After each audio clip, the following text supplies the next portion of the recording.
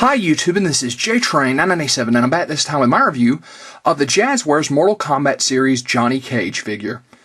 Now, I have been looking for this guy for a long time. I had pre-ordered the first 3 figures off of bbts.com, which were Sub-Zero, Scorpion, and Raiden. And Johnny Cage, I was actually seeing him popping up online, and a few people were getting him. I'm like, well, what the crap, I didn't even see him for pre-order. Then they came into stores and I didn't see Johnny Cage, and then Toys R Us actually took him off the shelf, so I'm like, oh, well, I guess I'll never get a chance at him. Turns out he's won a case. Still very, very hard to get. I was actually in there as Toys R Us was restocking the shelves. They'd even created a new little place for him. And I was like, hey, is there this particular character in there? A guy thumbed through it, pulls it out.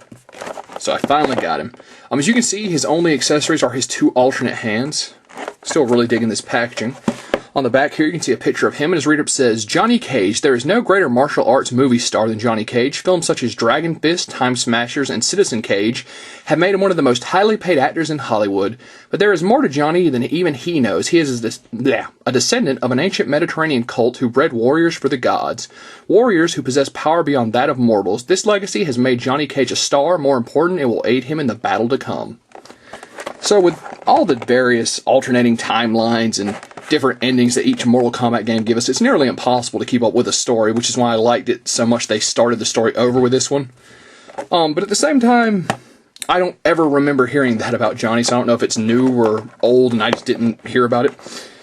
But crazy backstory aside, let's open him up and see how he stacks up as a figure. And here we have Johnny Cage out of packaging. Now, his 2 alternate hands, as you can see, I did swap one of them out. Absolute nightmare as far as swapping the figure out. I mean, swapping the figure's hands out.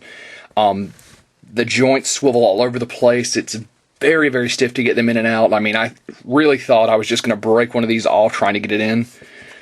So, heads up, be incredibly careful when you're doing this, because, I mean, I'm amazed I didn't break one. But, other than that, we're going to toss his alternate hands off to the side here and get a better look at Johnny. Jazzware has nixed the bases they used to give us with each Mortal Kombat figure.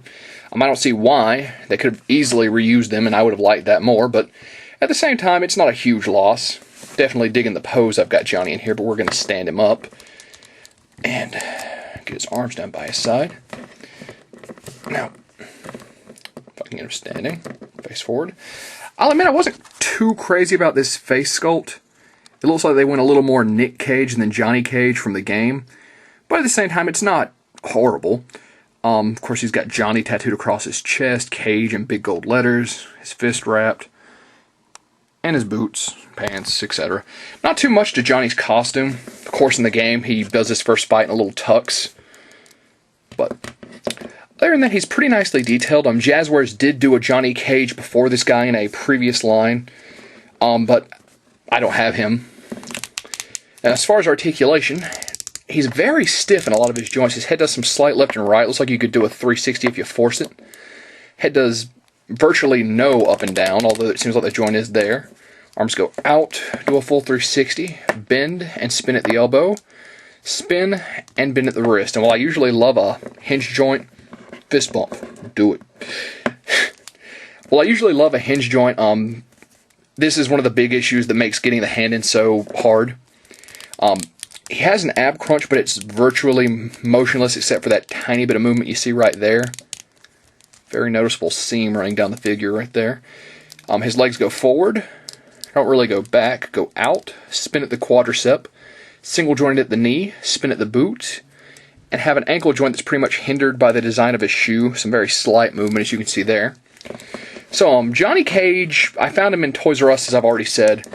He cost me $15 there. Now, if you're desperate and you haven't already forked out a huge amount of cash for this guy, online he's running you about $40.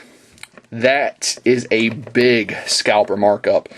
Now, there was very little about this figure. I was surprised. No one was really clear on what he was. I couldn't find it online. I just knew that a few people were getting him.